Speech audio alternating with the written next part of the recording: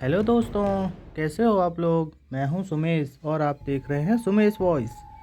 हम आपको एक और कहानी सुनाएंगे जिसका नाम है चार जादुई बोने।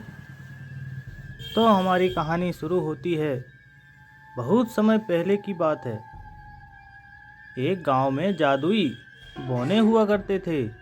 ये बोने पूरे गांव में घूमते और जिस किसी को मदद की ज़रूरत होती तो उनकी मदद किया करते थे।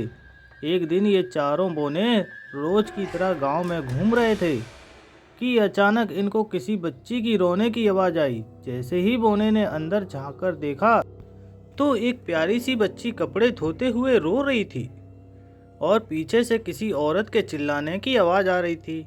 खबरदार, अगर आगे से होमवर्क करने की बात कही तो घर पर बैठो और घर का सारा काम करो।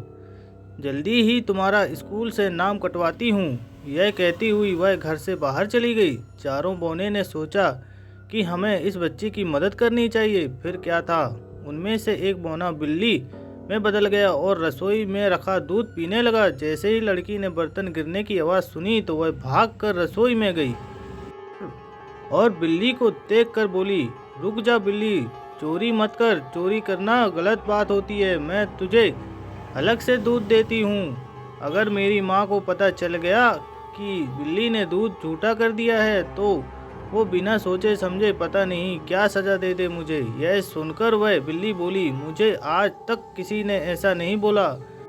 हर कोई मुझे मारकर भगा देता है। तुम बहुत नेक दिल की लड़की लगती हो, लेकिन तुम रो क्यों रही थी। बिल्ली के पूछने पर लड़की ने दुखी चेहरा बनाते हुए बोला, मेरा नाम साइनी है। यह मेरी असली माँ नहीं है, यह मेरी सौती माँ है। मेरे पापा काम से अक्सर बाहर रहते हैं। माँ मेरे साथ बहुत बुरा बर्ताव करती है और पापा मेरी बात का विश्वास भी नहीं करते, इसलिए मुझे माँ की बातों का बुरा लगता है।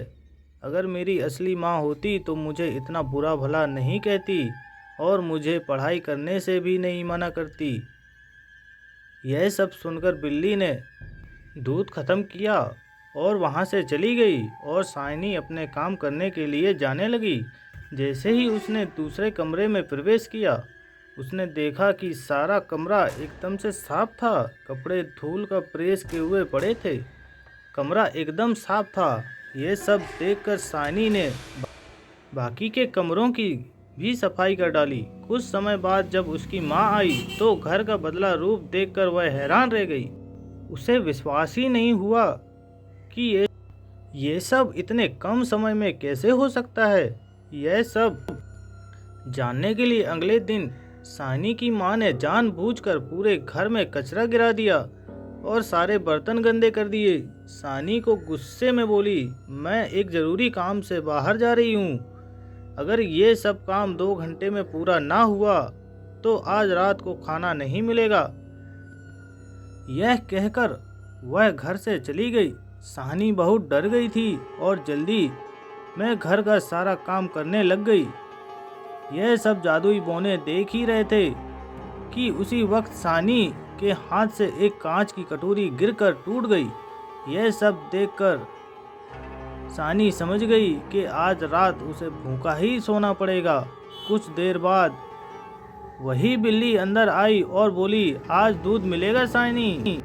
साइनी ने अपना दुख ना बताते हुए बिल्ली के लिए दूध डाला और अपना काम वापस से करना शुरू कर दिया। यह सब साइनी की सौतीला माँ देख रही थी। उसने देखा कि जब तक वो बर्तन साफ कर रही है, पीछे से कुछ बोने घर का सारा काम कर रहे हैं। वह सोचती है कि ये क्या मैं इन बोने को पकड़ लूं। लेकिन जैसे ही वह उनको पकड़ने के लिए घर में आती है, उसे कोई नज़र नहीं आता। लेकिन घर पूरा साफ होता है। यह सब देखकर सानी की माँ को गुस्सा आता है और वह गुस्से में सानी की पिटाई करने लग जाती है। माँ, बता कहाँ है वह बोने, बता कहाँ है वह बोने। सानी, मुझे कुछ नहीं पता माँ, आप किसकी बात कर रहे हैं। मैंने तो एक बिल्ली को दूध पिलाया था, लेकिन उसकी माँ एक बात ना सुनी और सानी की पिटाई करती रही। ठीक उसी वक्त सानी के पापा आ जाते हैं और यह सब देखकर उसकी माँ को बोलते हैं, मैंने कभी नहीं सोचा था। एक तो तुम मेरे पीछे से इस बच्ची के साथ इतना बुरा बर्ताव करती हो।